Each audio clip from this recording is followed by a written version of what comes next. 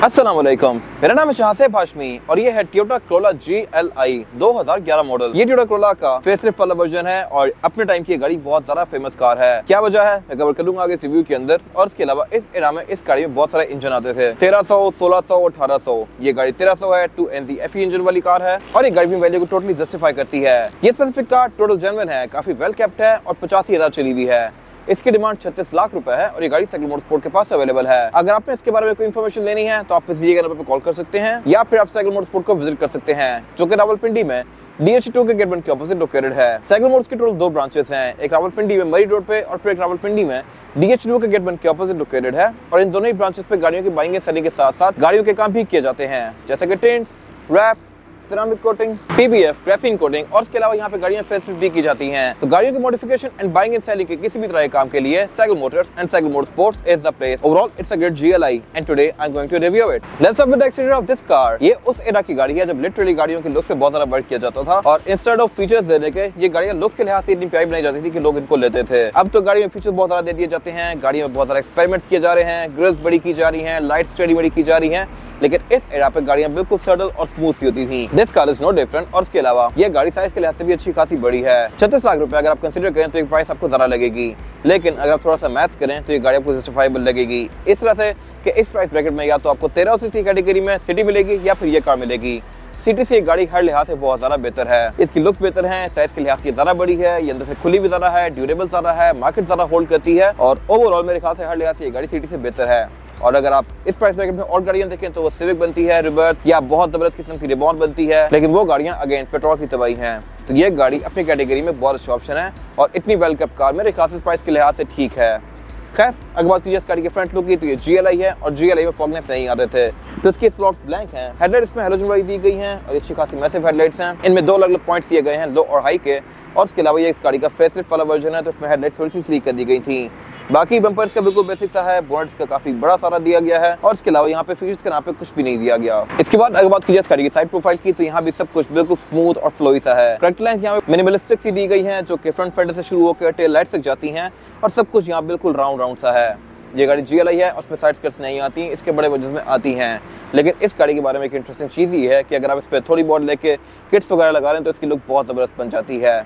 इसके अलावा ये गाड़ी आराम से 17 इंच तक का व्हील भी एडजस्ट कर सकती है, आता है इसमें 15 इंच का है। रिम्स पे आगे बात करूंगा अभी रिम वाले सेक्शन में जाके। फिलहाल अगर बात कीजिए इस गाड़ी के साइड मिरर की तो साइड मिरर इस गाड़ी में एडजस्टेबल आते हैं और इसमें इंडिकेटर दिए गए हैं। इसके मिरर को आप अंदर से एडजस्ट कर सकते हैं, लेकिन इसके Altis 1.8 वर्जन के अंदर आप इनको फोल्ड अनफोल्ड भी कर सकते हैं। इसके अलावा बाकी यहाँ पे सब कुछ बिल्कुल सिंपल सा है और इसके फ्रंट फेंडर पे एक VVTi का बैच दिया गया है, जो कि इसकी टेक्नोलॉजी शो करवाता है इंजन की। इसके अलावा डोर पैनल्स गाड़ी के अच्छे खासे मैसिव आते हैं, सीटी सीट डेफिनेटली हर लिहाज से ज्यादा बड़े हैं और इसमें एंट्री और एग्जिट भी काफी आसान है। साइज के लिहाज से गाड़ी एक प्रॉपर सी सेगमेंट की सिरान है, लेकिन इस नाम इस गाड़ी की कंपटीशन सिविक बनती थी, सिविक रिबर्ट। इसके अलावा अगर बात कीजिए इस गाड़ी के रेयर लुक की तो ये भी इसका फेसलिफ्ट वाला है। फेसलिफ्ट में इसकी टेलर्स को चेंज करके ये क्रोम वाला कर दिया गया था। टोयोटा जब भी अपनी गाड़ी को फेसलिफ्ट करता है तो इसकी लाइट्स में क्रोम बहुत सारा कर देता है और इसके अलावा जो फ्रंट की फ्रिल्स होती हैं इनको भी काफी बड़ा कर देता है। This car is no different. Pre facelift car में इसकी जो फ्रिल है ये यहाँ से लेकर यहाँ तक आती थी, लेकिन फेसलिफ्ट के बाद इसको काफी ज्यादा बड़ा कर दिया गया, एंड टू एंड कंटिन्यू कर दिया गया। इसके अलावा टेल लाइट्स भी इसकी अब क्रिस्टल लाइट वाली हैं, ब्रेक के लिए इसमें LEDs दी गई हैं और इसके अलावा रिवर्स और इंडिकेटर इसका हैलोजन में आता है। बाकी इसके रियर बम्पर में जो रिफ्लेक्टर्स थे वो भी चेंज कर दिए गए थे फेसलिफ्ट के बाद से। प्री फेसलिफ्ट कार में ये गोल आते थे, इसमें ये बिल्कुल सीधे से हैं। इसके अलावा अगर बात कीजिए इस गाड़ी की ट्रंक कैपेसिटी की तो ट्रंक कैपेसिटी भी इसकी काफी डिसेंट आती है। ट्रंक को लॉक करने के लिए यहाँ पे की होल दिया गया है और ये इस गाड़ी की ट्रंक कैपेसिटी जो कि अच्छी खासी स्पेशियस है। यहाँ पे आप 4 से 5 लोगों का लगेज इजीली एडजस्ट कर सकते हैं और इसके अलावा इस गाड़ी में स्पेयर टायर भी आता है जो कि फुल साइज का है। यहाँ पे नीचे इसका स्पेयर टायर दिया गया है जो कि स्पेसिफिक कार में अनयूज्ड है, ब्रांड न्यू है। इसके अलावा ये गाड़ी क्योंकि GLI है तो इसमें बैक पे एक ब्रेक लैंप भी आता है। XLI में ब्रेक लैंप नहीं आता था, ये मेरे ख्याल से एक वियर्ड सी चीज है। टोयोटा ने XLI में यहाँ पे चीप आउट किया था। GLI में कुछ चीजें और भी ज्यादा आती हैं एज कम्पेयर टू XLI और वो मैं आगे कवर करूंगा इस रिव्यू के अंदर। फिलहाल अगर यहाँ की बात कीजिए तो यहाँ पे एक बैच दिया गया है ABS का। ABS भी GLI में आता है, XLI में ABS वाला बैच भी नहीं आता क्योंकि इसमें ABS आती ही नहीं है। इसके बाद अगर बात कीजिए इस गाड़ी के इंटीरियर की तो इंटीरियर के लिहाज से ये गाड़ी अपने पैसे पूरे करती है। एक तो ये इंटीरियर लुक्स के लिहाज से बड़ा डिसेंट सा है और ये बहुत ज्यादा खुला भी है। बेशक आप फ्रंट देख लें, बैक देख लें, लेग रूम देख लें, हेड रूम देख लें, हर लिहाज से गाड़ी बहुत ज्यादा स्पेशियस है और सिटी से मेरे ख्याल से हर लिहाज से बहुत ज्यादा बेहतर है। आपकी क्या ओपिनियन है कमेंट सेक्शन में मेंशन कीजिएगा। फिलहाल अगर बात कीजिए इस गाड़ी के ओवरऑल कलर टोन की, तो ये गाड़ी फेसलिफ्ट वाला वर्जन है। फेसलिफ्ट के बाद से इसके इंटीरियर के कलर टोन को थोड़ा सा चेंज कर दिया गया था। अगर आप बहुत सारा गौर ना करें तो आपको आइडिया नहीं होगा, लेकिन अगर आप गौर करें तो आपको जो ये ब्लैक एरिया है ये ब्लैक लगेगा, जबकि प्री फेसलिफ्ट कार में थोड़ा मैरून सा था। डैशबोर्ड का भी ऊपर वाला एरिया, डोर्स में भी ऊपर वाला एरिया, स्टीयरिंग व्हील भी इसका प्रॉपर ब्लैक है, जबकि प्री फेसलिफ्ट कार में थोड़ा सा मैरून शेड देता था। खैर इस पे आगे बात करूंगा अभी। फिलहाल अगर बात कीजिए इस गाड़ी के स्टीयरिंग व्हील की, तो स्टीयरिंग व्हील इस गाड़ी का अपना प्लास्टिक की फिनिश में आता है। इसको लेदर में रैप करवाया हुआ है और इसके अलावा इसमें मल्टीमीडिया कंट्रोल्स नहीं आते। ऑल्टेस 1.6 और 1.8 में स्टीयरिंग थोड़ा डिफरेंट आता था। और इसके अलावा इस गाड़ी में स्टीयरिंग व्हील जो है टिल्ट एंड टेलीस्कोपिक आता है। इस स्टीयरिंग व्हील को मैं आगे पीछे भी कर सकता हूँ और ऊपर नीचे भी कर सकता हूँ। ये अगेन मेरे ख्याल से एक अच्छी चीज है और होंडा सिर्फ सिविक में ऑफर करता है। सिटी में सिर्फ आप ऊपर नीचे कर सकते हैं, लेकिन आगे पीछे नहीं कर सकते। बाकी इसके अलावा अगर बात कीजिए हेडलाइट के कंट्रोल की, तो ये इसमें नॉर्मल से हैं, वाइपर भी इसमें नॉर्मल से ही है। और अगर बात कीजिए इस गाड़ी के मीटर की, तो मीटर इसका अगेन बेसिक सा है, ये जस्ट एक ही लेवल पे है। और इसके अलावा इसमें जो लाइट्स हैं ऑरेंज आती हैं। स्पीड लिमिट इस गाड़ी की 240 किलोमीटर/आवर तक है। और इसके अलावा इसमें दो छोटी छोटी स्क्रीन दी गई हैं। लेफ्ट वाइज स्क्रीन जो है ये आपको इसकी range, outside temperature, average kilometre पर लीटर, क्लॉक, इस तरह की चीजें शो करवाती है, जबकि राइट वाइज स्क्रीन आपको इसके ट्रिप्स और ऑडोमीटर शो करवाती है। इसके अलावा अगर बात कीजिए इसके मीटर की हाउसिंग की, तो ये सारी ही प्लास्टिक की फिनिश में है, बट ये गाड़ी एक एंट्री लेवल सेडान थी, तो मेरे ख्याल से इसमें चीज जस्टिफाइबल है। डैशबोर्ड का ऊपर वाला एरिया इसका सॉफ्ट टच पैडिंग की फिनिश में है। इसके फैंस का ऊपर वाला एरिया इसका ये ब्लैंक किया था पाकिस्तान में। फॉरेन कंट्रीज में यहाँ पे एक सबवूफर आता होता है। खैर उससे नीचे इसके एयरवेंट्स दिए गए हैं, हेडलाइट का बटन दिया गया है और उससे नीचे इसका ये एंड्रॉइड पैनल लगा हुआ है। जेन्युइन इस कार में एक मल्टीमीडिया टेप आता है एल्पाइन का, वो इसमें चेंज किया हुआ है और मेरे ख्याल से एक अच्छा स्टेप है, क्योंकि वो बिल्कुल फीचर्स के लिहाज से बेसिक होता है। उसमें जस्ट ऑक्स और ब्लूटूथ आती है और आप उसमें सीडी डाल सकते हैं, जबकि इसमें Bluetooth, aux, navigation, USB, FM, AM, YouTube, Chrome आप सब कुछ यूज़ कर सकते हैं। खैर उससे नीचे फिर यहाँ पे इसका एक क्लाइमेट कंट्रोल दिया गया है जो कि नॉर्मल सा ही है। उससे नीचे यहाँ पे ड्रॉर दी गई है और इसके अलावा इसका ये एरिया कंपैरेटिवली इस एरिया की मोस्टली कार से काफी नीट है। उससे पीछे इसका गेयर सेलेक्टर दिया गया है। इसमें ट्रांसमिशन मैनुअल है और ये गाड़ी 5 फॉरवर्ड वाली है। इसमें 5 गियर आगे लगते हैं, एक अलग से रिवर्स है। उससे पीछे इसकी हैंड ब्रेक दी गई है, 2 कप होल्डर्स दिए गए हैं और एक कप होल्डर्स कवर्ड हैं। और इसके अलावा इस पूरे एरिया के दोनों साइड्स पे पॉकेट्स दी गई हैं, जहाँ पर आप अपना थोड़ा बहुत सामान रख सकते हैं। एक लेफ्ट साइड पे हैंगर भी दिया हुआ है जो कि 3 kg तक का वेट उठा सकता है। उसके साथ यहाँ पे इसकी हैंड ब्रेक दी गई है जो कि ट्रेडिशनल ही है। पीछे इसका सेंटर कंसोल दिया गया है जो कि स्पेस के लिहाज से डिसेंट है। यहाँ पर आप अपना वॉलेट, परफ्यूम वगैरह इस तरह की चीजें रख सकते हैं। और इसके अलावा अगर बात कीजिए इस गाड़ी की सीट्स की, तो सीट्स इसमें फैब्रिक की फिनिश में आती हैं। ये टेक्सचर्ड फैब्रिक है और काफी ज्यादा कंफर्टेबल है। सीट्स इसकी साइज के लिहाज से सीट्स ज्यादा बड़ी हैं और इसके अलावा कंफर्टेबल भी काफी हैं। ये दोनों ही सीट्स मैनुअली एडजस्टेबल हैं और यही फैब्रिक इसका डोर्स के अंदर भी कंटिन्यू किया गया है। डोर पैनल भी ये गाड़ी अच्छे खासे बड़े ऑफर करती है। और इसके अलावा ये गाड़ी GLI है, तो इसमें विंडोज पावर्ड आती हैं जिनको मैं रोल डाउन या रोल अप कर सकता हूँ इलेक्ट्रॉनिकली। और इसके अलावा डायरेक्ट विंडोज में सिंगल टैप वाली आती है, यानी कि मैं इसको सिंगल टैप से फुली रोल डाउन या रोल अप कर सकता हूँ। बाकी इस गाड़ी की साइड मिरर रिट्रैक्टेबल नहीं है लेकिन एडजस्टेबल है। इनको मैं गाड़ी के अंदर से ही बैठ के इसके मिरर को एडजस्ट कर सकता हूँ। इसके अलावा वेंटी मिरर इस गाड़ी में पैसेंजर के लिए आता है, ड्राइवर के लिए नहीं दिया गया।